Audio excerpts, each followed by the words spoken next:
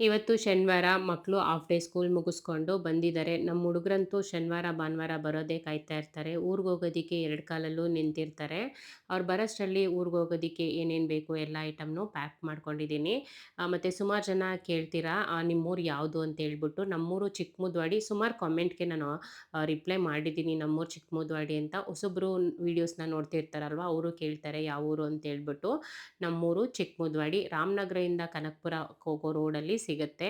ಸ್ನಾನ ಕೂಡನೂ ಮಾಡಿಲ್ಲ. ಯಾಕೋ ಇವತ್ತು ಸೌದೆ ಒಲೆಯಲ್ಲಿ ನೀರು ಕಾಯಿಸ್ಕೊಂಡು ಸ್ನಾನ ಮಾಡಬೇಕು ಅಂತ ಆಸೆ ಆಗ್ತಾಯಿತ್ತು. ಅದಕ್ಕೋಸ್ಕರ ಅಲ್ಲೇ ಮಾಡೋಣ ಅಂತ ಹೊರಟಿದ್ದೀವಿ. ಇವಾಗ ನಮ್ಮೂರಿಗೆ ಎಂಟ್ರಿ ಆಗಿದ್ದೀವಿ. ಇದು ನಮ್ಮೂರು ಬಸ್ ಸ್ಟಾಪು. ಇಲ್ಲಿ ನೋಡಿ ಒಂದು ಆರ್ಚ್ ಕಾಣಿಸ್ತಿದೆಯಲ್ವಾ, ಇದರಿಂದ ಒಳಗಡೆ ಹೋಗಬೇಕು.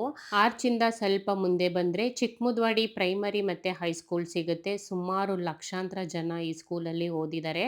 ರೋಡಿಂದ ಆಚೆಗೆ PU ಕಾಲೇಜ್ ಕೂಡ ಇದೆ.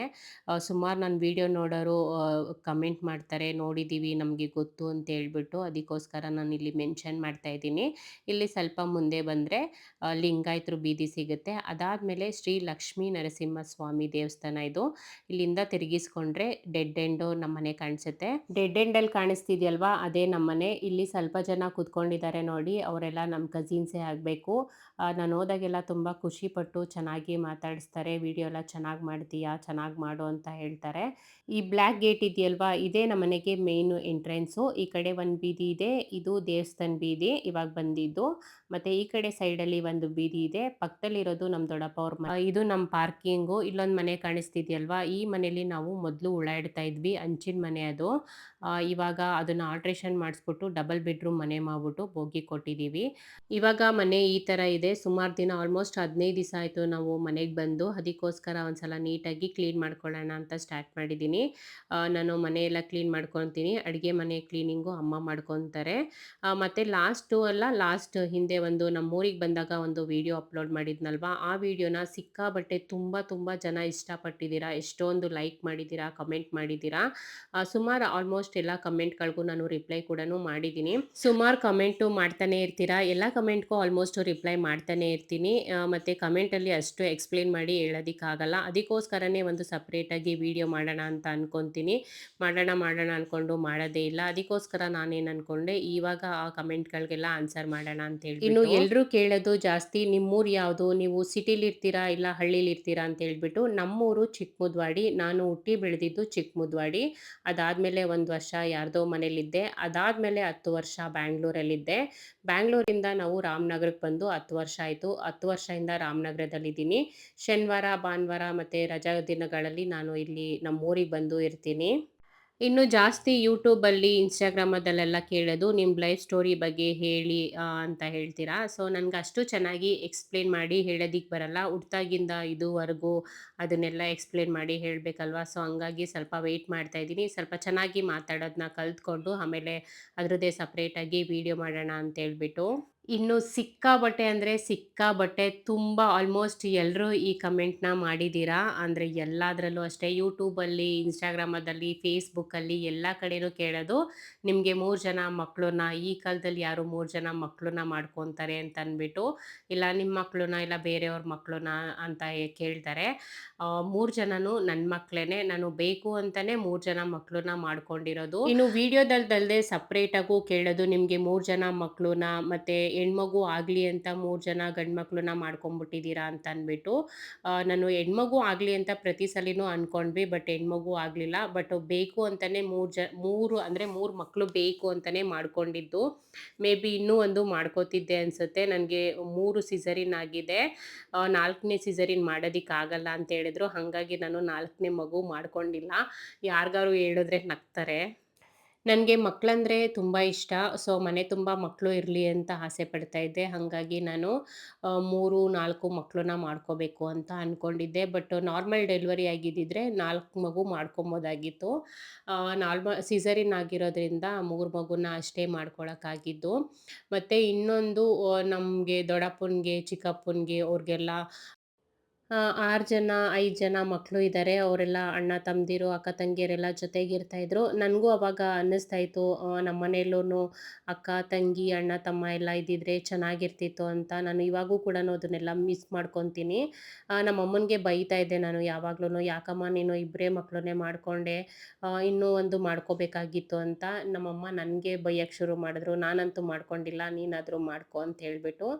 ಸರಿ ಆಯಿತು ಅಂತ ಅಂದ್ಬಿಟ್ಟು ನಾನು 3 ಮಕ್ಳನ್ನ ಮಾಡ್ಕೊಂಡಿದ್ದೀನಿ. ಇವಾಗ ಅನ್ಸುತ್ತೆ ಯಾಕೆ ಎಲ್ಲರೂ ಒಂದೇ ಸಾಕು, ಎರಡೇ ಸಾಕು ಅಂತ ಹೇಳ್ತಾರೆ ಅಂತ. ಬಟ್ ಮಕ್ಳನ್ನ ನೋಡ್ಕೊಳ್ಳೋದು, ಬೆಳೆಸೋದು ತುಂಬ ಕಷ್ಟ ಇದೆ. ಸೊ ಪರವಾಗಿಲ್ಲ, ಆದರೂ ನಾನು ಕಷ್ಟ ಆದರೂ ಪರವಾಗಿಲ್ಲ. ನಾನು ಮಕ್ಳನ್ನ ಚೆನ್ನಾಗಿ ನನ್ನ ಕೈಲಾದಷ್ಟು ಚೆನ್ನಾಗಿ ನೋಡ್ಕೊಳ್ಳೋದಕ್ಕೆ ನಾನು ಟ್ರೈ ಮಾಡ್ತಾ ಇದ್ದೀನಿ. ನನ್ಕಿನ್ನ ಜಾಸ್ತಿ ನಮ್ಮಮ್ಮನೇ ನೋಡ್ಕೊತಾ ಇದ್ದಾರೆ. ಅದಕ್ಕೋಸ್ಕರ ನನಗೆ ಏನು ಅಷ್ಟು ಕಷ್ಟ ಅಂತ ಅನ್ನಿಸ್ತಾ ಇಲ್ಲ. ಇನ್ನು ಸುಮಾರು ಕಮೆಂಟ್‌ಗಳು ಲೇಡೀಸ್‌ಗಳೇ ಕೇಳೋದು. ಸೊ ಅದಕ್ಕೋಸ್ಕರ ನಾನು ರಿಪ್ಲೈ ಮಾಡೋದಕ್ಕೆ ಇಷ್ಟಪಡ್ತೀನಿ. ನಿಮ್ಮದು ಸಿಸೇರಿಯನ್ನಾ ಇಲ್ಲ ನಾರ್ಮಲ್ ಡೆಲಿವರಿನಾ? ನಿಮ್ಮ ಡೆಲಿವರಿ ಬಗ್ಗೆ ಹೇಳಿ, ನಿಮ್ಮ ಪ್ರೆಗ್ನೆನ್ಸಿ ಜರ್ನಿ ಬಗ್ಗೆ ಹೇಳಿ ಅಂತ ಹೇಳ್ಬಿಟ್ಟು. ಸೊ ನಾನು ಆದಷ್ಟು ಎಷ್ಟಾಗುತ್ತೋ ಅಷ್ಟು ಶೇರ್ ಮಾಡೋದಕ್ಕೆ ಟ್ರೈ ಮಾಡ್ತೀನಿ ಇವಾಗ. ಇನ್ನು ನಂದು ಮೊದಲನೇ ಪ್ರೆಗ್ನೆನ್ಸಿಯಲ್ಲೇನೆ ನನಗೆ ಪ್ರಾಬ್ಲಮ್ ಆಗೋಯ್ತು. ಅಂದರೆ ನನ್ನ ದೊಡ್ಡ ಮಗ ಹುಟ್ಟಿದಾಗ ಇದೆಲ್ಲ ಆಗಿರೋದು.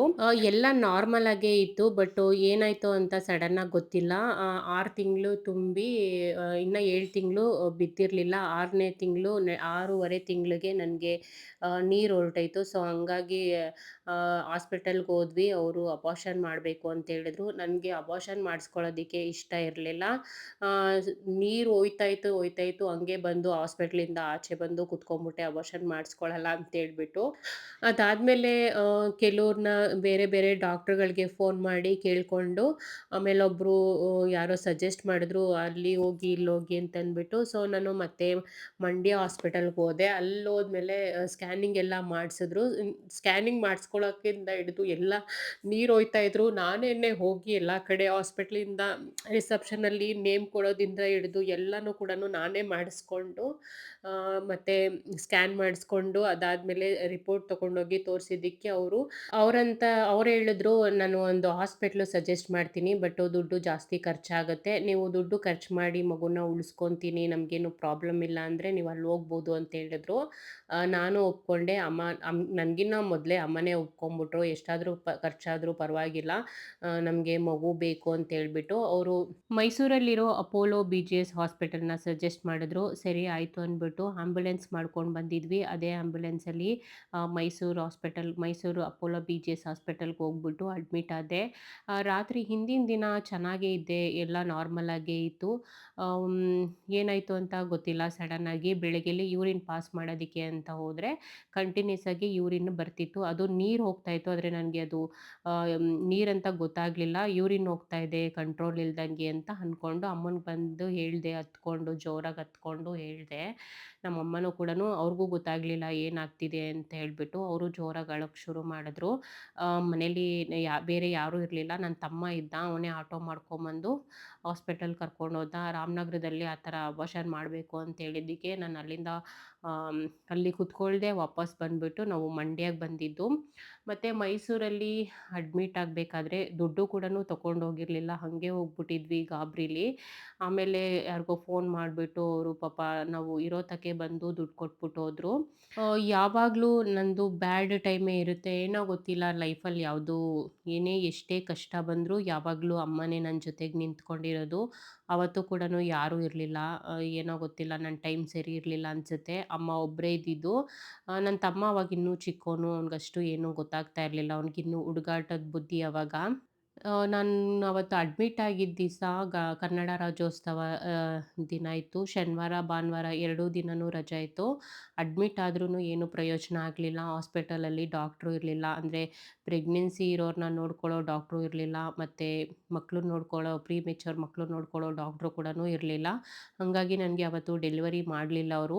ICUಯಲ್ಲಿ ಅಬ್ಸರ್ವೇಷನಲ್ಲಿ ಇಟ್ಕೊಂಡು ನೋಡ್ಕೊತಾ ಇದ್ರು. ಒಳಗಡೆ ಯಾರನ್ನೂ ಕೂಡನು ಬಿಡ್ತಿರ್ಲಿಲ್ಲ. ಪಾಪ ಅಮ್ಮ ಒಬ್ರೇನೇ ಕೂತ್ಕೊಂಡು ಎಷ್ಟು ದುಃಖ ಪಟ್ಟಿದ್ದಾರೋ ಗೊತ್ತಿಲ್ಲ. ಸಿಕ್ಕಾಪಟ್ಟೆ ದುಃಖ ಪಟ್ಟಿದ್ದಾರೆ ಅವರು ಅವತ್ತು. ನನಗೆ ನಾರ್ಮಲ್ ಡೆಲಿವರಿ ಆಗಲಿಲ್ಲ. ಆಗ್ತಿತ್ತು ಅನಿಸುತ್ತೆ. ಒಂದ್ಸಲ ಟ್ರೈ ಮಾಡಿದ್ರು ನಾರ್ಮಲ್ ಡೆಲಿವರಿ ಮಾಡೋದಿಕ್ಕೆ. ಬಟ್ ಅಮ್ಮನೇ ಹೇಳ್ಬಿಟ್ರು, "ಅವಳಿಗೆ ನಾರ್ಮಲ್ ಡೆಲಿವರಿ ಮಾಡಬೇಡ್ರಿ, ಅವಳು ತಡ್ಕೊಳ್ಳೋದಿಲ್ಲ." ಮತ್ತು ಇನ್ನೊಂದು ಮೇಯ್ನು ಏನು ರೀಸನ್ ಅಂದರೆ ನಮಗೆ ಮಗು ಸೇಫಾಗಿರಬೇಕು. ನಾರ್ಮಲ್ ಡೆಲಿವರಿ ಟೈಮಲ್ಲಿ ಮಗುಗೇನಾದರೂ ಆಗ್ಬಿಡುತ್ತೆ ಅಂದರೆ ಡೆಲಿವರಿ ಟೈಮಲ್ಲಿ ನರ್ಸು ಏನೂ ಹೇಳೋಕ್ಕಾಗಲ್ಲ ಅಲ್ವಾ, ಏನಾದರೂ ಪ್ರಾಬ್ಲಮ್ ಆಗ್ಬಿಡುತ್ತೆ, ಬೇಡ ಸಿಸರಿನ್ನೇ ಮಾಡಿ ಅಂತಂದ್ಬಿಟ್ಟು ಅಮ್ಮನೇ ಹೇಳ್ಬಿಟ್ಟು ಸಿಸರಿನ್ ಮಾಡಿಸಿದ್ರು ನನಗೆ. ಅಡ್ಮಿಟ್ ಆಗಿ 3 ದಿವಸ ಆದಮೇಲೆ ನನಗೆ ಸಿಸರಿನ್ ಮಾಡಿದ್ದು. ಡಾಕ್ಟ್ರೆಲ್ಲ ಬಂದು ಚೆಕ್ ಮಾಡಿ ನನಗೇನು ಸುಮ್ಮನೆ ಹತ್ತಿದ್ದೀನಿ ಕೂತ್ಕೊಂಡು. ಎಷ್ಟು ಹತ್ತಿದ್ದೀನಿ ಅಂತ ಏನೋ ಗೊತ್ತಿಲ್ಲ, ನನಗೆ ಮಗು ಕಳ್ಕೊಳ್ಳೋದಕ್ಕೆ ಇಷ್ಟ ಇರಲಿಲ್ಲ. ಮಗು ಬೇಕೇ ಬೇಕು ನನಗೆ ಅಂತ ಅಂದ್ಬಿಟ್ಟು ಕಳ್ಕೊಳ್ಳೋದಿಕ್ಕೆ ಇಷ್ಟ ಇರಲಿಲ್ಲ. ಏನೋ ಕಳ್ಕೊಂಬಿಡ್ತೀನೋ ಏನೋ ಅನ್ನೋ ಇದಕ್ಕೆ ಸಿಕ್ಕಾಪಟ್ಟೆ ಹತ್ತಿದ್ದೀನಿ. ಡೆಲಿವರಿ 3 ದಿವಸ ಡೆಲಿವರಿ ಆಗೋವರೆಗೂ ಹತ್ತಿದ್ದೀನಿ. ಮಧ್ಯಾಹ್ನ ಸೋಮವಾರ ಮಧ್ಯಾಹ್ನ ಅಷ್ಟರಲ್ಲಿ ಡೆಲಿವರಿ ಆಯಿತು. ಡೆಲಿವರಿ ಆಗಿತ್ತಂದರೆ ಸಿಸರಿನ್ ಮಾಡಿ ಮಗುನ ತೆಗೆದ್ಬಿಟ್ಟು ತೋರಿಸಿದ್ರು. ನನ್ನ ಮಗನ ತೆಗೆದು ತೋರಿಸಿದ ತಕ್ಷಣ ನನಗೇನು ಅಷ್ಟು ಗೊತ್ತಾಗಿಲ್ಲ, ಅಂದರೆ ಏನೂ ಅನಿಸಿಲ್ಲ. ಯಾಕಂದರೆ ದಪ್ಪಕ್ಕೆ ಚೆನ್ನಾಗಿದ್ದ. ನನಗವಾಗ ಏನೂ ಭಯ ಅನ್ನಿಸ್ಲಿಲ್ಲ. ಓ ಚೆನ್ನಾಗಿದ್ದಾನೆ ಬಿಡು, ಏನು ಪ್ರಾಬ್ಲಮ್ ಇಲ್ಲ ಅಂತ ಅಂದ್ಕೊಂಬಿಟ್ಟೆ. ಅದಾದಮೇಲೆ ಒಂದಿನ ಫುಲ್ಲು ನನಗೆ ಕಾನ್ಷಿಯಸ್ ಇರಲಿಲ್ಲ. ಐ.ಸಿ.ಯುಯಲ್ಲೇ ಇಟ್ಕೊಂಡಿದ್ರು ಅಬ್ಸರ್ವೇಷನ್‌ಗೆ ಅಂತೇಳ್ಬಿಟ್ಟು. ಅದಾದಮೇಲೆ ವಾರ್ಡಿಗೆ ಶಿಫ್ಟ್ ಮಾಡಿದ್ರು. ಆಮೇಲೆ ಅಮ್ಮ ಬಂದ್ಬಿಟ್ಟು ಹೇಳಿದ್ರು, ಈ ಥರ ಮಗುನ ನೋಡೋದಕ್ಕೆ ಪೀಡಿಯಾಟ್ರಿಕ್ ಗಿರೀಶ್ ಡಾಕ್ಟ್ರು ಬಂದಿದ್ರು. ನೋಡ್ಬಿಟ್ಟು ಹೇಳಿದ್ರು, ಈ ಥರ ಒಂದು 25,000 ಒಂದು ಇಂಜೆಕ್ಷನ್ ಕೊಡಿಸ್ಬೇಕು ಅಂತ ಹೇಳಿದ್ರು. ಕೊಡಿಸಿದ್ದೀವಿ. ನಮ್ಮನ್ನ ಯಾರನ್ನೂ ಮಗುನ ನೋಡೋದಕ್ಕೆ ಬಿಟ್ಟಿಲ್ಲ. ಪೇರೆಂಟ್ಸು 3 ದಿನ ಆದಮೇಲೆ ಅಪ್ಪ ಮತ್ತು ಅಮ್ಮ ಮಾತ್ರ ಹೋಗಿ ನೋಡ್ಬೋದಂತೆ, ನಮ್ಮನ್ನ ಯಾರನ್ನೂ ಬಿಡಲ್ಲ ಅಂತ ಹೇಳಿದ್ರು. ತುಂಬ ಕೇಳಿಕೊಂಡೆ, ಆದರೂ ನನ್ನ ನೋಡೋದಕ್ಕೆ ಬಿಟ್ಟಿಲ್ಲ ಅಂತ ತುಂಬ ಬೇಜಾರು ಮಾಡಿಕೊಂಡು ಅಮ್ಮ ಹೇಳಿದ್ರು. ಇನ್ನು ಒಂದಿನ ಕಾನ್ಷಿಯಸ್ ಇರಲಿಲ್ಲ. ಇನ್ನು 2 ದಿವಸ ಫುಲ್ಲು ಆರಾಮಾಗಿ ಇದ್ಬಿಟ್ಟೆ. ಮಗು ಚೆನ್ನಾಗಿದೆ ಅಂತೇಳ್ಬಿಟ್ಟು 3 ದಿನ ಆದಮೇಲೆ ಮಗುನ ನೋಡೋದಕ್ಕೆ ಬಿಟ್ಟಾಗ ನಾನು ಹೋಗಿ ನೋಡಿದೆ. ಪಾಪು ಹುಟ್ಟಿದಾಗ ಫುಲ್ಲು ನೀರು ತುಂಬಿಕೊಂಡು ಚೆನ್ನಾಗಿ ದಪ್ಪಕ್ಕಿದ್ದ. ಅದಾದಮೇಲೆ ಫುಲ್ಲು ನೀರೆಲ್ಲ ಕರಗೋಗ್ಬಿಟ್ಟು ಫುಲ್ಲು ಸಣ್ಣ ಆಗ್ಬಿಟ್ಟಿದ್ದ. ನನಗೆ ನೋಡ್ಬಿಟ್ಟು ಒಂಥರ ಹೇಳೋಕ್ಕಾಗಲ್ಲ, ಆ ಥರ ಫೀಲ್ ಆಯಿತು ನನಗೆ. ಮಗುನ ಮುಟ್ಟಂಗಿರಲಿಲ್ಲ, ಜಸ್ಟು ನೋಡಿಕೊಂಡು ಬರಬೇಕಾಗಿತ್ತು. ತುಂಬ ಹೊತ್ತು ಇರೋದಕ್ಕೂ ಬಿಡ್ತಾ ಇರಲಿಲ್ಲ. ಒಂದು ಸ್ವಲ್ಪ ಹೊತ್ತಷ್ಟೇ, 5ರಿಂದ 10 ನಿಮಿಷ ಅಷ್ಟೇ ನೋಡಿಕೊಂಡು ಬರಬೇಕಾಗಿತ್ತು. NIC ಒಳಗಡೆ ಇನ್ಕ್ಯುಬೇಟರ್ ಬಾಕ್ಸ್ ಒಳಗಡೆ ಇಟ್ಟಿದ್ರು. ಮೂಗುಗೆ ಬಾಯಿಗೆಲ್ಲ ಪೈಪ್ ಹಾಕಿದ್ರು. ಅಲ್ಲೆಲ್ಲ ಸಿಸ್ಟರ್ರೇ ಮಕ್ಕಳನ್ನೆಲ್ಲ ನೋಡ್ಕೊತಾ ಇದ್ದಿದ್ದು. ಅಂದರೆ ಪ್ರೀಮೆಚ್ಯೂರ್ ಮಕ್ಕಳನ್ನ ನೋಡ್ಕೊಳ್ಳೋದಕ್ಕೆ ಅವರು ಸ್ಟಡಿ ಮಾಡಿರ್ತಾರೆ ಸಿಸ್ಟರ್ಸ್ಗಳು, ಅವರು ನೋಡ್ಕೊತಾ ಇದ್ದಿದ್ದು.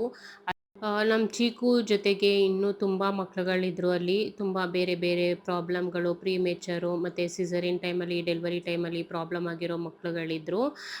ಮತ್ತು ಒಂದು 5 ದಿವಸ ನಾನು ವಾರ್ಡಲ್ಲಿದ್ದೆ. ಅದಾದಮೇಲೆ ವಾರ್ಡಲ್ಲಿ ಇರಂಗಿಲ್ಲ. ಪ್ರೀಮೇಚ್ಯೂರ್ ಮಕ್ಳುಗಳಿರ್ತಾರಲ್ವ, ಅದ್ರ ಪಕ್ಕದಲ್ಲಿ ಒಂದು ರೂಮ್ ಇತ್ತು. ಒಂದೇ ರೂಮಲ್ಲಿ ಸುಮಾರು ಪ್ರೀಮೇಚ್ಯೂರ್ ಮಕ್ಳುಗಳಿರ್ತಾರಲ್ಲ, ಆ ಮಕ್ಕಳು ತಾಯಂದಿರೆಲ್ಲ ಆ ರೂಮಲ್ಲೇ ಇರಬೇಕಾಗಿತ್ತು. ಅಂದರೆ ಫೀಡಿಂಗ್ ಮಾಡ್ಸೋಕ್ಕೆ ಹೋಗಬೇಕು ಮತ್ತು ನೋಡ್ಕೊಳ್ಳೋದಕ್ಕೆ ಹೋಗ್ತಾ ಇರಬೇಕಲ್ವ, ಅದಕ್ಕೋಸ್ಕರ ಆ ರೂಮಲ್ಲೇ ಇರಬೇಕಾಗಿತ್ತು. ನಮಗೆ ಸಪ್ರೇಟು ದುಡ್ಡು ಕೊಡ್ತೀನಿ ಅಂದರು, ಅಲ್ಲಿ ಸಪ್ರೇಟು ರೂಮು ಕೊಡ್ತಾ ಇರಲಿಲ್ಲ.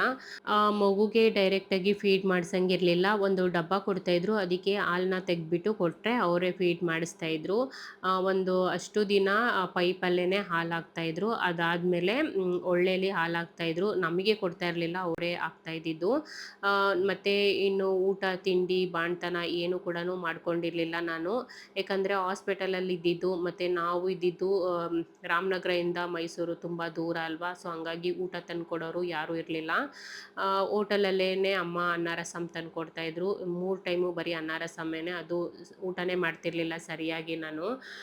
ಸುಮ್ಮನೆ ಹತ್ಕೊಂಡು ಕುತ್ಕೊತಾ ಇದ್ದೆ. ನಮ್ಮಮ್ಮ ನೋಡೋಕ್ಕಾಗ್ತಿರ್ಲಿಲ್ಲ, ಬಿಡೋಕ್ಕಾಗ್ತಾ ಇರಲಿಲ್ಲ. ಪಾಪ ರೂಮಿಂದ ಆಚೆ ಹೋಗ್ಬಿಟ್ಟು ಹತ್ಕೊಂಡು ಕುತ್ಕೊಳ್ಳೋರು. ನನ್ನ ಎದುರುಗಡೆ ಹತ್ತಿರ ಅವರು ನಾನು ಇದ್ದಿದ್ದು ಅಳಕ್ಕೆ ಶುರು ಮಾಡ್ತೀನಿ ಅಂತಂದ್ಬಿಟ್ಟು ಪಾಪ ದೂರ ಹೋಗ್ಬಿಟ್ಟು ಹತ್ಕೊಂಡು ಕುತ್ಕೊಳ್ಳೋರು. ಮತ್ತು ಆ ಟೈಮಲ್ಲಿ ನನಗೆ ಮೆಂಟಲಿ ನಾನು ಚೆನ್ನಾಗಿರಲಿಲ್ಲ. ತುಂಬ ಕೋಪ ಬರ್ತಾಯಿತ್ತು. ಪಾಪ ಅಮ್ಮನ್ನ ಚೆನ್ನಾಗಿ ನೋಡ್ಕೊಂಡಿಲ್ಲ ಆ ಟೈಮಲ್ಲಿ. ಬೈಯೋದು, ಕೂಗಾಡೋದು ಎಲ್ಲ ಮಾಡ್ತಾಯಿದ್ದೆ. ಯಾಕಂದರೆ ಡೆಲಿವರಿ ಟೈಮಲ್ಲಿ ಅದರಲ್ಲೂ ಈ ಥರ ಎಲ್ಲ ಆಗ್ಬಿಟ್ಟಾಗ ಮೆಂಟಲಿ ತುಂಬ ಅಪ್ಸೆಟ್ ಆಗಿಬಿಟ್ಟಿರ್ತೀವಿ. ಬಾಣ್ತಿ ನಂಜು ಏನೋ ಅಂತಾರಲ್ವ, ಆ ಥರ ಎಲ್ಲ ನಾನು ಫೇಸ್ ಮಾಡಿದ್ದೀನಿ. ಸೊ ಹಾಗಾಗಿ ಹಾಗಾಗಿ ನಮ್ಮಮ್ಮನಿಗೆ ತುಂಬ ಟಾರ್ಚರ್ ಕೊಟ್ಬಿಟ್ಟಿದ್ದೀನಿ ಆ ಟೈಮಲ್ಲಿ.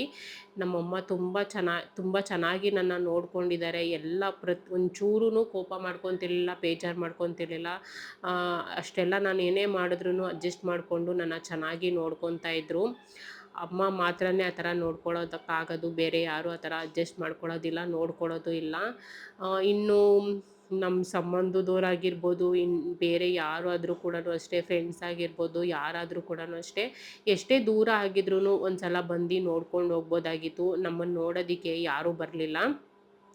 ನಾನು, ಅಮ್ಮ ಮತ್ತು ನಮ್ಮ ಹಸ್ಬೆಂಡು, ಅವ್ರ ಬಗ್ಗೆ ನನಗೇನು ಹೇಳೋದಿಕ್ಕೆ ಇಷ್ಟ ಇಲ್ಲ. ನಾವು 3 ಜನ ಅಷ್ಟೇ ಇದ್ದಿದ್ದು. ಮತ್ತು ಊರಲ್ಲಿ ರಾಮನಗರದಲ್ಲಿ ನನ್ನ ತಮ್ಮನೂ ನಮ್ಮ ಅಜ್ಜಿ ಇದ್ದರು. ನಾವು 3 ಜನ ಮೈಸೂರಲ್ಲಿದ್ವಿ. ಸುಮಾರು 2 ತಿಂಗಳು ಹಾಸ್ಪಿಟಲಲ್ಲೇ ಇದ್ವಿ. ಒಂದು 15 ದಿವಸವರೆಗೂ 20 ದಿವಸವರೆಗೂ ಪಾಪುಗೆ ಸ್ವಲ್ಪ ಪ್ರಾಬ್ಲಮ್ ಇತ್ತು. ಅದ್ರ ಮಧ್ಯೆ ಸ್ವಲ್ಪ ಜಾಂಡೀಸ್ ಎಲ್ಲ ಆಗ್ಬಿಟ್ಟಿತ್ತು. ಡಾಕ್ಟ್ರು ಕರೆದು ಜಾಂಡೀಸ್ ಎಲ್ಲ ಆಗ್ಬಿಟ್ಟಿದೆ ಕಣಮ್ಮ ಜಾಸ್ತಿ ಅಂತ ಹೇಳಿದ್ರು. ನಾನು ಮತ್ತೆ ಅಳಕ್ಕೆ ಶುರು ಮಾಡಿದೆ. ಇದೇನು, ನನಗೆ ಜಾಂಡೀಸ್ ಅಂದರೆ ಏನು ಅದರ ಬಗ್ಗೆ ಏನು ಅಷ್ಟು ಗೊತ್ತಿರಲಿಲ್ಲ. ಜಾಂಡೀಸೇ ಆಲ್ಮೋಸ್ಟ್ ಎಲ್ಲ ಮಕ್ಳಿಗೂ ಜಾಂಡೀಸ್ ಆಗೇ ಆಗುತ್ತೆ ಹುಟ್ಟಿದ ತಕ್ಷಣ. ಬಟ್ ಆ ಟೈಮಲ್ಲಿ ಚೆನ್ನಾಗಿ ನೋಡ್ಕೊಬೇಕು, ಟ್ರೀಟ್ಮೆಂಟ್ ಕೊಡಿಸಿದ್ರೆ ಅದು ಸರಿ ಹೋಗ್ಬಿಡುತ್ತೆ. ಆದರೆ ನನಗೇನು ಗೊತ್ತಿರಲಿಲ್ಲ ಅದ್ರ ಬಗ್ಗೆ. ಸೊ ಏನೋ ಆಗ್ಬಿಡುತ್ತೆ ಮತ್ತೆ ಅಂತಂದ್ಬಿಟ್ಟು ಮತ್ತೆ ಒಂದಷ್ಟು ದಿವಸ, ಸುಮಾರು ಒಂದು 3-4 ದಿವಸ ಅದ್ರ ಬಗ್ಗೆ ಯೋಚನೆ ಮಾಡಿಕೊಂಡು ಹತ್ಕೊಂಡು ಕೂತ್ಕೊಂಡಿದ್ದೆ. ಒಂದು ತಿಂಗಳು ಆಗ್ತಾ ಇದ್ದಂಗೆ ಪಾಪು ಚೆನ್ನಾಗಾಗ್ಬಿಟ್ಟ. ಆಮೇಲೆ ಸ್ವಲ್ಪ ಚೆನ್ನಾಗಾಗ್ಬಿಟ್ಟ.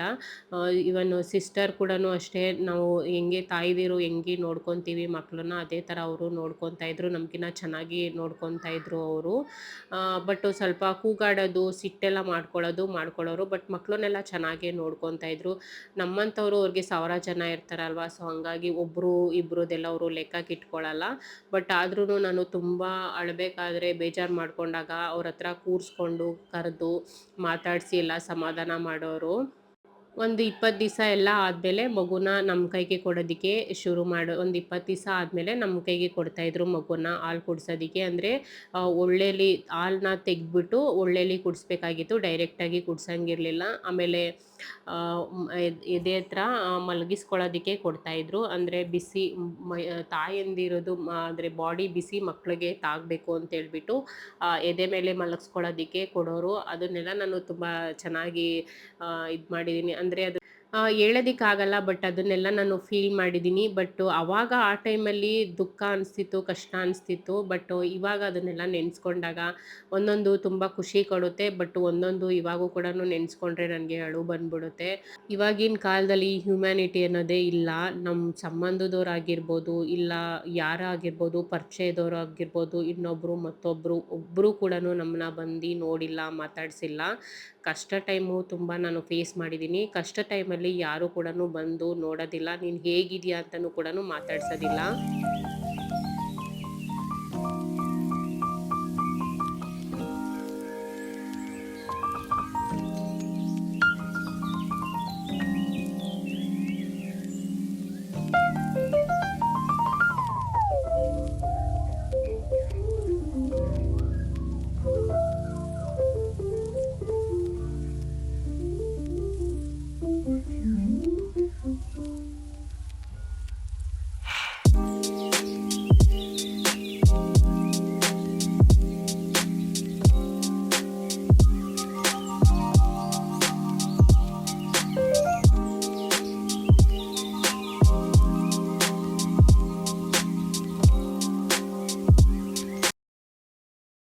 ನಾವು ಇವಾಗ ಮತ್ತೆ ಟೆಂಪಲ್ಗೆ ಹೋಗೋದಕ್ಕೆ ಶುರು ಮಾಡಿರೋದು. ಮೊದಲೆಲ್ಲ ನಮ್ಮಮ್ಮ ಸ್ವಲ್ಪ ಕೆಲವೊಂದು ರೀಸನ್ಗೋಸ್ಕರ ಏನೇನೋ ಅವ್ರ ಜೀವನದಲ್ಲಿ ಏನೇನೋ ಸುಮಾರು ಕಳ್ಕೊಂಡಿದ್ದಾರೆ. ಆ ಕಾರಣಕ್ಕೋಸ್ಕರ ಇಲ್ಲಿ ನಮ್ಮ ಊರಲ್ಲಿರೋ ಲಕ್ಷ್ಮೀ ನರಸಿಂಹಸ್ವಾಮಿ ದೇವಸ್ಥಾನದಕ್ಕೆ ತುಂಬ ಪೂಜೆ ಮಾಡ್ತಾಯಿದ್ರು. ವಾರ ಉಪವಾಸ ಮಾಡೋದು, ಪೂಜೆ ಮಾಡಿಸೋದು ಎಲ್ಲ ಮಾಡ್ತಾಯಿದ್ರು. ಬಟ್ ಎಲ್ಲ ಬಿಟ್ಬಿಟ್ಟಿದ್ದಾರೆ.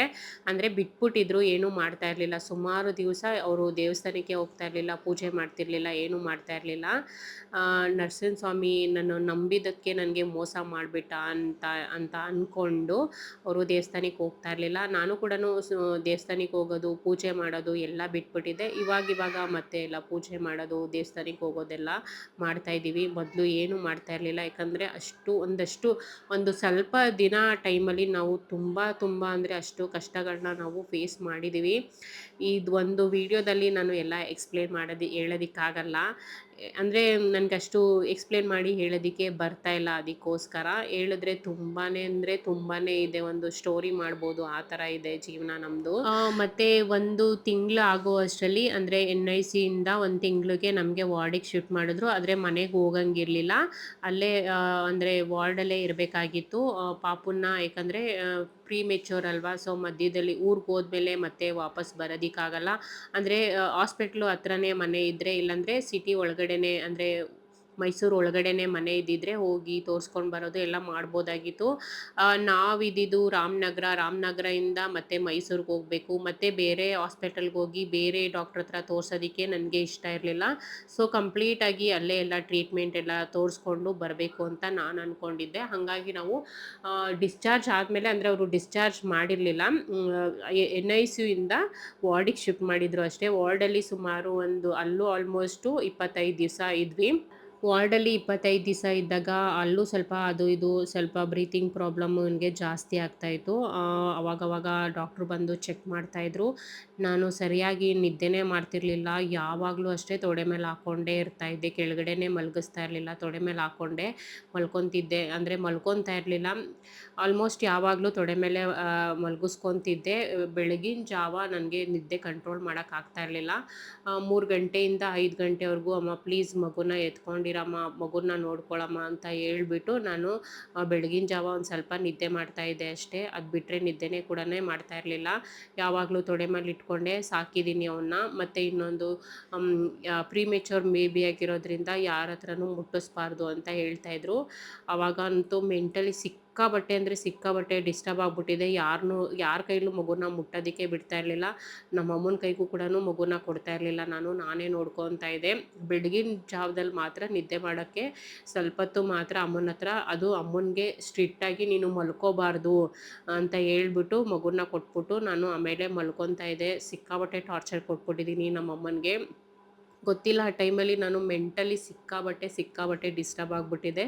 ಸೊ ಅದಕ್ಕೆ ಆ ಥರ ಆಡ್ತಿದ್ದೆ ಅನಿಸುತ್ತೆ. ಬಟ್ ಇವಾಗ ಅದನ್ನು ನೆನೆಸ್ಕೊಂಡ್ರೆ ನಾನು ತುಂಬ ಅಮ್ಮನಿಗೆ ಟಾರ್ಚರ್ ಕೊಟ್ಟಿದ್ದೀನಿ ಅಂತ ಅನಿಸುತ್ತೆ. ಬಟ್ ಆ ಟೈಮಲ್ಲಿ ಆ ಥರ ಇರುತ್ತೆ ಅದು. ಒಂದು ತಿಂಗಳ ಮೇಲೆ 25 ದಿವಸ ಆಗಿತ್ತು. ಫುಲ್ಲು ಚೆನ್ನಾಗಾಗ್ಬಿಟ್ಟಿದ್ದ. ಡಾಕ್ಟ್ರೂ ಕೂಡ ಹೇಳಿದ್ರು, ಇವಾಗೇನು ಪ್ರಾಬ್ಲಮ್ ಇಲ್ಲ ಕಣಮ್ಮ, ಹೆದ್ರುಕೊಂಬೇಡ, ಡಿಸ್ಚಾರ್ಜ್ ಮಾಡಿಕೊಂಡು ಹೋಗಿ ಅಂತ ಹೇಳಿದ್ರು. ನಾನು ಇಲ್ಲ ಇನ್ನೂ ಸ್ವಲ್ಪ ದಿವಸ ಇರ್ತೀವಿ ಅಂತ ಹೇಳಿದ್ದಕ್ಕೆ ಅವರು ಆ ಥರ ಇರಿಸ್ಕೊಳ್ಳೋದಕ್ಕಾಗೋದಿಲ್ಲ, ನೀವು ಡಿಸ್ಚಾರ್ಜ್ ಮಾಡ್ಕೊಂಡು ಹೋಗಿ, ಏನಾದರೂ ಮಧ್ಯೆ ಬಂದು ತೋರಿಸ್ಕೊಳ್ಳಿ ಅಂತ ಹೇಳಿದ್ರು. ಬಟ್ ಆದರೆ ನನಗೆ ರಾಮನಗರ ಬಂದುಬಿಟ್ರೆ ಮತ್ತೆ ಇಲ್ಲಿ ಬಂದಮೇಲೆ ಏನಾದರೂ ಹುಷಾರು ತಪ್ಪಿಬಿಟ್ರೆ, ಏನಾದರೂ ಆಗಿಬಿಟ್ರೆ ಮತ್ತು ಅಲ್ಲಿ ಕರ್ಕೊಂಡೋಗಿ ತೋರಿಸೋದಕ್ಕೆ ಇಲ್ಲ ಬೇರೆ ಡಾಕ್ಟ್ರ್ ಹತ್ರ ಕರ್ಕೊಂಡೋಗಿ ತೋರಿಸೋದು ಹೆಂಗೆ ಏನು ಅಂತೆಲ್ಲ ತುಂಬ ಭಯ ಇತ್ತು. ಅದಕ್ಕೋಸ್ಕರ ನಾನು ಅವರು ಡಿಸ್ಚಾರ್ಜ್ ಮಾಡಿದ್ಮೇಲೂ ಕೂಡ ನಾನು ಮನೆಗೆ ಬರಲಿಲ್ಲ. ನನಗಷ್ಟೇ ಅಲ್ಲ, ನಮ್ಮ ಅಮ್ಮನಿಗೂ ಕೂಡ ಅವ್ರಿಗೆ ಮತ್ತು ರಾಮನಗರಕ್ಕೆ ಬರೋಕ್ಕೆ ಇಷ್ಟ ಇರಲಿಲ್ಲ. ಇನ್ನು ನಮ್ಮ ಮನೆಯವ್ರಿಗೂ ಕೂಡ ಅಷ್ಟೇ. ಅವ್ರೂ ಇವಾಗ ಹೋಗೋದು ಬೇಡ, ಇಲ್ಲೇ ಹಾಸ್ಪಿಟ್ಲ್ ಹತ್ರನೇ ಮನೆ ಮಾಡಿಕೊಂಡು ಇರೋಣ, ಒಂದು 3 ತಿಂಗಳಾದಮೇಲೆ ಮತ್ತೆ ರಾಮನಗರಕ್ಕೆ ಹೋಗೋಣ ಅಂತ ಎಲ್ರೂ ಡಿಸೈಡ್ ಮಾಡ್ಕೊಂಡ್ವಿ. ಹಾಸ್ಪಿಟ್ಲಿಂದ ಸ್ವಲ್ಪ ದೂರದಲ್ಲಿ ಸುತ್ತಮುತ್ತ ಹೋಗ್ಬಿಟ್ಟು ಮನೆ ಹುಡುಕಿದ್ದಾರೆ ಇವರು. ಯಾವುದೂ ಮನೆ ಸಿಕ್ಕಲಿಲ್ಲ ಆ ಟೈಮ್ಗೆ ನಮಗೆ. ಮತ್ತು ಅವ್ರ ಪರಿಚಯದವ್ರು ಒಬ್ಬರು ಬ್ಯಾಂಗ್ಳೂರಲ್ಲಿದ್ದರು. ಅವ್ರದ್ದು ಒಂದು ಮನೆ ಹಾಸ್ಪಿಟ್ಲ್ ಹತ್ರನೇ ಇತ್ತು ನಮ್ಮ ಅದೃಷ್ಟಕ್ಕೆ. ಮತ್ತು ಆ ಮನೆ ಮೇಲ್ಗಡೆ ಒಂದು ರೂಮು ಖಾಲಿ ಇತ್ತು. ಮತ್ತು ಅವ್ರನ್ನ ಕೇಳ್ತೀನಿ, ಅವರು ಕೊಟ್ಟರೆ ನಾವು ಇಲ್ಲಿ ಇರೋಣ ಅಂತ ಅಂದರು. 3ನೇ ಫ್ಲೋರಲ್ಲಿತ್ತು. ಆದರೂ ಪರವಾಗಿಲ್ಲ, ಕೊಟ್ಟರೆ ಇರೋಣ ಅಂತ ಅಂದ್ಕೊಂಡ್ವಿ. ಬಾಡಿಗೆ ಕೊಟ್ಬಿಟ್ಟು ಇರೋಣ ಅಂತ ಹೇಳಿಬಿಟ್ಟು ಅವ್ರಿಗೆ ಕೇಳಿದ್ದಕ್ಕೆ ಅವರು ಪರವಾಗಿಲ್ಲ ಇರಿ, ನೀವು ಎಷ್ಟು ದಿವಸ ಆಗುತ್ತೋ ಅಷ್ಟು ದಿವಸ ಇರಿ, ನಮಗೇನು ಪ್ರಾಬ್ಲಮ್ ಇಲ್ಲ, ಬಾಡಿಗೆ ಏನು ಬೇಡ ಅಂತ ಹೇಳಿದ್ರು. ನಾವು ಬೇಕಾಗಿರೋ ಒಂದು ಸ್ವಲ್ಪ ಅಡುಗೆ ಮಾಡ್ಕೊಳ್ಳೋದಕ್ಕೆ, ಹಾಸ್ಕೊಳ್ಳೋಕ್ಕೆ, ಹೊತ್ಕೊಳ್ಳೋದಕ್ಕೆಲ್ಲ ಅಲ್ಲೇ ಸ್ವಲ್ಪ ಎಲ್ಲ ತೊಗೊಂಡ್ವಿ. ಇಲ್ಲಿಂದ ರಾಮನಗರದಿಂದ ಏನೂ ತರಿಸ್ಕೊಳಕ್ಕೆ ಹೋಗಲಿಲ್ಲ. ಏನೇನು ಬೇಕೋ ಅಲ್ಲೇ ತೊಗೊಂಡು ಆಲ್ಮೋಸ್ಟ್ ಒಂದು ತಿಂಗಳು ಇದ್ವಿ. ಪಾಪುನೆಲ್ಲ ಚೆನ್ನಾಗಿ ನೋಡಿಕೊಂಡು, ಅವ್ನಿಗೆ ಸ್ನಾನ ಮಾಡ್ಸಂಗಿರಲಿಲ್ಲ. ಜಸ್ಟು ಹಂಗೆ ಮೈ ಒರೆಸ್ಕೊಂಡು ಪೌಡ್ರೆಲ್ಲ ಹಾಕ್ಕೊಂಡು ಫೀಡಿಂಗ್ ಮಾಡಿಸ್ಕೊಂಡು, ಮತ್ತು ವಾರಕ್ಕೆ ಅಂದರೆ ಒಂದು 3 ದಿವಸಕ್ಕೂ ಹೋಗ್ಬಿಟ್ಟು ಹಾಸ್ಪಿಟ್ಲಿಗೆ ಹೋಗ್ಬಿಟ್ಟು ತೋರಿಸ್ಕೊಂಡು ಬರ್ತಾಯಿದ್ದೆ. ಡಾಕ್ಟ್ರು ಬೈತಾಯಿದ್ರು, ಮಗು ಚೆನ್ನಾಗಿದೆ ಕಣಮ್ಮ, ಯಾಕೆ ನೀನು ಇಷ್ಟೊಂದು ಟೆನ್ಷನ್ ತೊಗೊತೀಯಾ, ಏನಾದರೂ ಹುಷಾರಿಲ್ಲ ಅಂದರೆ ಮಾತ್ರ, ಇಲ್ಲಾಂದರೆ ಇಂಜೆಕ್ಷನ್ ಇದ್ದಾಗ ಮಾತ್ರ ಅಷ್ಟೇ ಕರ್ಕೊಂಬನ್ನಿ, ಇಲ್ಲಾಂದರೆ ಏನೂ ಬೇಡ ಅಂತ ಹೇಳಿದ್ರು. ನಾವು 1 ತಿಂಗಳು ಆ ರೂಮಲ್ಲಿ ಇದ್ಬಿಟ್ಟು ಅದಾದಮೇಲೆ ಲಾಸ್ಟಲ್ಲಿ ಬರಬೇಕಾದ್ರೆ ನಾನು ಮಂಡ್ಯದಲ್ಲಿ ಸ್ಕ್ಯಾನ್ ಮಾಡಿಸ್ಕೊಂಡಿದ್ನಲ್ವ, ಅಲ್ಲಿ ಒಬ್ಬರು ಲೇಡಿ ಡಾಕ್ಟ್ರು ನನ್ನ ನೋಡಿದ್ರಲ್ಲ, ಅವ್ರ ಹತ್ರ ಹೋಗ್ಬಿಟ್ಟು ಮತ್ತೆ ಅವ್ರಿಗೆ ಮಗುನ ತೋರಿಸ್ಬಿಟ್ಟು ತುಂಬ ಥ್ಯಾಂಕ್ಸ್ ಹೇಳಿಬಿಟ್ಟು ಅವ್ರಿಗೆ ಬಂದ್ವಿ. ಕಮೆಂಟ್ ಮಾಡಕ್ಕೆ ಹೋಗಬೇಡಿ, ನಿಮ್ಮ ಹಸ್ಬೆಂಡು ಇರಲಿಲ್ವಾ, ನೋಡ್ಕೊಳ್ಳಿಲ್ವಾ ಅಂತ. ಇವಾಗ ನಾನು ಸದ್ಯಕ್ಕೆ ಅವ್ರ ಜೊತೆ ಇಲ್ಲ. ಬಟ್ ಆ ಟೈಮಲ್ಲಿ ಅಂದರೆ ಡೆಲಿವರಿ ಟೈಮಲ್ಲಿ ಅವರು ಇರಲಿಲ್ಲ. ಸ್ವಲ್ಪ ಕೆಲಸ ಏನೋ ಇತ್ತು ಅಂದ್ಬಿಟ್ಟು ಆಚೆ ಹೋಗಿದ್ರು. ಅದೇ ಟೈಮಲ್ಲಿ ಸಡನ್ನಾಗಿ ಹಂಗಾಯಿತು. ಅದಾದಮೇಲೆ ಡೆಲಿವರಿ ಟೈಮ್ ಆಗೋ ಅಷ್ಟರಲ್ಲಿ ಅವರು ಬಂದಿದ್ದರು. ಅದಾದಮೇಲೆ ನಾವು ಮೈಸೂರಿಂದ ಬರೋವರೆಗೂ ಅವರು ನಮ್ಮ ಜೊತೆನೇ ಇದ್ದರು. ಮತ್ತು ಹೋಗಬೇಕಾದ್ರೆ ಡಾಕ್ಟ್ರು ಹೇಳಿದರು, ಮಗುನ ಯಾರ ಕೈಗೂ ಕೊಡಬಾರ್ದು, ರೂಮ್ ಒಳಗಡೆನೇ ಇಟ್ಕೊಬೇಕು, ರೂಮಿಂದ ಆಚೆ ತರಬಾರ್ದು. ಫುಲ್ಲು ನಾವು ಹಾಸ್ಪಿಟ್ಲಲ್ಲಿ NICUಲಿ ಹೆಂಗೆ ನೋಡ್ಕೊತೀವಿ ಅದೇ ಥರ ನೀವು ನೋಡ್ಕೋಬೇಕು ಅಂತ ಹೇಳಿದರು. ನಾನು ಅದೇ ರೀತಿ ಮನೇಲೇ ಅಂದರೆ ರೂಮ್ ಒಳಗಡೆನೇ ನೋಡ್ಕೊತಾ ಇದ್ದೆ. ಯಾರ ಕೈಗೂ ಕೂಡ ಮಗುನ ಕೊಡ್ತಾ ಇರಲಿಲ್ಲ, ನಮ್ಮ ಅಮ್ಮನ ಕೈಗೂ ಕೂಡ ಕೊಡ್ತಾ ಇರಲಿಲ್ಲ. ಹುಟ್ಟಿದಾಗ ನನ್ನ ಮಗ ಇದ್ದಿದ್ದು 1.25 kg. ಹುಟ್ಟಿ 3 ದಿನಕ್ಕೆ 900 ಗ್ರಾಮ್ಸ್ ಅಷ್ಟೇ ಇದ್ದಿದ್ದು. ಅದೇ ಕಾರಣಕ್ಕೆ ನಾನು ಮೆಂಟಲಿ ತುಂಬ ಡಿಸ್ಟರ್ಬ್ ಆಗಿಬಿಟ್ಟಿದ್ದೆ. ನನಗೆ ನಾನೇ ತುಂಬ ಟಾರ್ಚರ್ ಕೊಟ್ಕೊಂಡಿದ್ದೀನಿ. ಹಾಸ್ಪಿಟ್ಲಿಂದ ಓಡೋಟೋಗ್ಬಿಟ್ಟಿದ್ದೆ. ಅದಾದಮೇಲೆ ಬಂದ ಮೇಲೂ ಕೂಡ ತುಂಬ ಏನು ನನಗೆ ನಾನೇ ಹೊಡ್ಕೊಳ್ಳೋದು, ನನಗೆ ನಾನೇ ಟಾರ್ಚರ್ ಕೊಟ್ಕೊಳ್ಳೋದು ಎಲ್ಲ ಮಾಡ್ತಾಯಿದ್ದೆ. ಅದಾದಮೇಲೆ ನನಗೆ ನಾರ್ಮಲ್ ಡ್ರೆಸ್ಸಲ್ಲಿ ಇರ್ಬೋದಾಗಿತ್ತು. ಬಟ್ ಆದರೆ ಸಿಸ್ಟರು, ಡಾಕ್ಟ್ರುಗಳೆಲ್ಲ ಈ ಹುಡುಗಿ ಆಚೆ ಹೊರ್ಟೋಗ್ಬಿಟ್ರೆ ಗೊತ್ತಾಗೋದಿಲ್ಲ ಅಂತ ಹೇಳ್ಬಿಟ್ಟು ಪೇಷಂಟ್ ಹಾಕೊಳ್ಳೋ ಡ್ರೆಸ್ನ ಕೊಟ್ಟಿದ್ದರು. ಆಚೆ ಅಂದರೆ ಪೇಷಂಟ್ ಹಾಕೊಳ್ಳೋ ಡ್ರೆಸ್ಸಲ್ಲಿದ್ದರೆ ಬಿಲ್ಡಿಂಗಿಂದ ಆಚೆ ಹೋಗೋದಕ್ಕೆ ಆಗಲ್ಲ ಅಂತ ಹೇಳಿಬಿಟ್ಟು, ಅಂದರೆ ಇನ್ ಕೇಸ್ ಏನಾದರೂ ಆಗಿಬಿಟ್ರೆ ಅವ್ರ ಮೇಲೆ ಬರುತ್ತೆ ಅನ್ನೋ ರೀಸನ್ಗೋಸ್ಕರ. ಇದು ಆಗಿದ್ದು ಹಾಸ್ಪಿಟಲಲ್ಲಿ ಇದ್ದಾಗ. ಬಟ್ ಹಾಸ್ಪಿಟಲಿಂದ ಬಂದಾದಮೇಲೆ ನನ್ನ ಕೈಗೆ ಮಗು ಬಂದಾದಮೇಲೆ ನಾನು ಅಷ್ಟು ಡಿಸ್ಟರ್ಬ್ ಆಗಲಿಲ್ಲ, ಸ್ವಲ್ಪ ಚೆನ್ನಾಗೇ ಇದ್ದೆ. ಬಟ್ ಅದಾದಮೇಲೂ ನಮ್ಮ ಅಮ್ಮನಿಗೆ ಮಾತ್ರ ಸ್ವಲ್ಪ ಟಾರ್ಚರ್ ಕೊಟ್ಬಿಟ್ಟಿದ್ದೀನಿ ಆ ಟೈಮಲ್ಲಿ. ನಮ್ಮಮ್ಮ ಪಾಪ ಏನೂ ಮಾಡ್ತಾ ಇರಲಿಲ್ಲ, ಏನೂ ಅನ್ಕೋತಾ ಇರಲಿಲ್ಲ, ಅಡ್ಜಸ್ಟ್ ಮಾಡ್ಕೊಂಡಿದ್ದಾರೆ ತುಂಬ. ಇನ್ನೂ ಹೇಳ್ತಾ ಹೋದರೆ ಸುಮಾರು ಇದೆ ಹೇಳೋದಕ್ಕೆ. ತುಂಬ ಹೆವಿ ಲಾಂಗ್ ವೀಡಿಯೋ ಆಗಿಬಿಟ್ಟಿದೆ ಇವಾಗೇ. ಇಲ್ಲಿಗೆ ಸ್ಟಾಪ್ ಮಾಡೋಣ ಅಂತ ಅನ್ಕೊತಾ ಇದ್ದೀನಿ. ಮತ್ತು ಊರಿಗೆ ಬಂದಾದಮೇಲೆ ಕ್ಲೀನ್ ಮಾಡಿ, ಸ್ನಾನ ಮಾಡಿ, ಅಡುಗೆ ಎಲ್ಲ ಮಾಡಿ, ಊಟ ಮಾಡಿ ಮಲ್ಕೊಳ್ಳೋ ಟೈಮ್ಗೆ ಪೀರಿಯಡ್ಸ್ ಆಗಿಬಿಟ್ಟೆ. ಸೊ ಹಂಗಾಗಿ ಮತ್ತೆ ಸ್ನಾನ ಮಾಡ್ಕೊಂಡಿದ್ದೀನಿ.